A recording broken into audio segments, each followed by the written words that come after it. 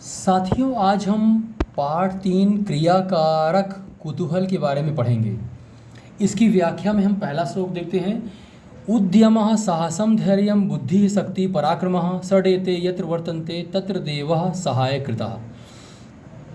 यानी क्या हो जाएगा? परिश्रम, साहस, धैर्य, बुद्धि, शक्ति, पराक्रम, ये 6 गुण जहाँ होते हैं वहाँ देवता सहायक होते हैं।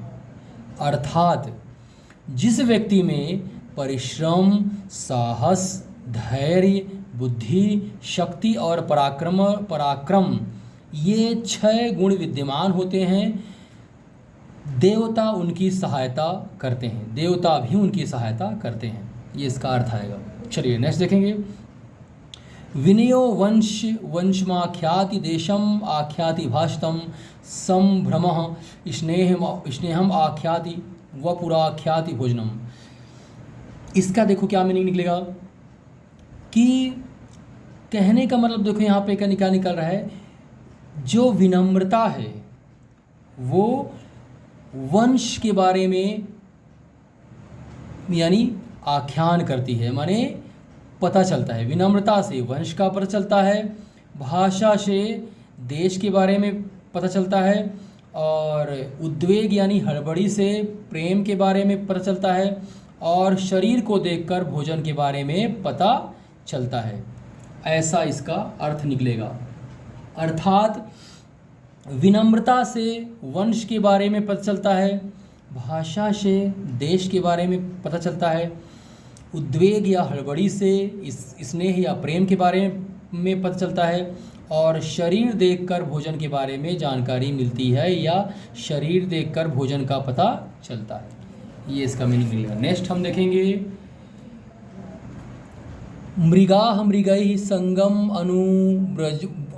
अनुव्रजन्ति गावश्च गोभिस्तु रंगस्तु तुरंगैः मूर्खाश्च मूर्खैः सुधियः सुधीभिः समानशील व्यसनेषु सख्यम।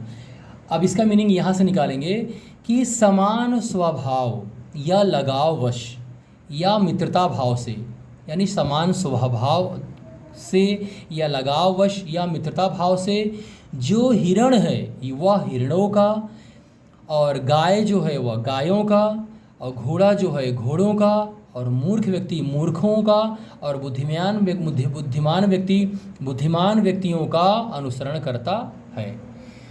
अब इसका फिर दोबारा देखेंगे। यानी समान स्वभाव या लगाववश या मित्रता भाव से जो हिरण है वह हिरणों का, गाय जो है गायों का, घोड़ा जो है घोड़ों का, मूर्ख मूर्खों का, बुद्धिमान व्यक्ति बुद्धिमान व्यक्तियों का अनुसरण करता है।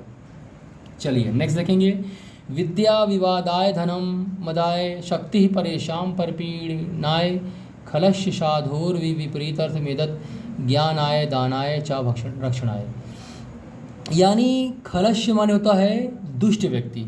दुष्ट व्यक्ति जो होता है वह विद्या जो है विवाद के लिए, विद्या का उपयोग विवाद के लिए करता है, धन का प्रयोग अहंकार के लिए, और शक्ति का प्रयोग जो है वह दूसरों को दुख पहुंचाने के लिए करता है। उसके विपरीत जो सज्जन व्यक्ति होते हैं वह विद्या का प्रयोग ज्ञान के लिए, धन का प्रयोग दान के लिए, और शक्ति का प्रयोग दूसरों से रक्षा के लिए करते हैं। ये इसका व्याख्या आएगा। चलिए, धन्यवाद।